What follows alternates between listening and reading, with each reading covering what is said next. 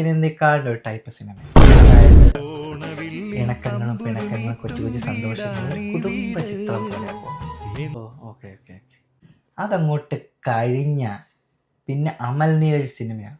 അടിയും വെടിയും പുകയും പിന്നെ ഈ പുറത്തുണ്ടൊക്കെയുള്ള കുത്തൊക്കെയില്ലേ അതൊക്കെ കിട്ടും. അങ്ങനത്തെ ഒരു ടൈപ്പില് ഇതൂടെ കഴിഞ്ഞാൽ പിന്നെ സമാധാനത്തിന്റെ കാലങ്ങളാണ്. ഗോപാലകൃഷ്ണൻ സിനിമ പോലെ രണ്ടിനെയും രണ്ട് സ്ഥലത്ത് കൊണ്ടിരുത്തി അവിടെ അങ്ങ് ഇരുന്നോളും. പിണ്ടലും ഇല്ല, പറച്ചിലും ഇല്ല, ഒന്നുമില്ല.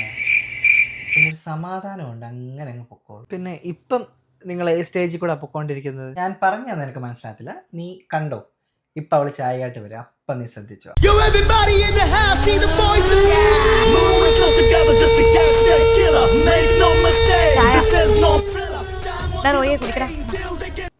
ചായ വേണ്ട ചേച്ചി, കല്യാണം 28-ാം തീയതിയാ, ഞാനങ്ങ് പോവാ.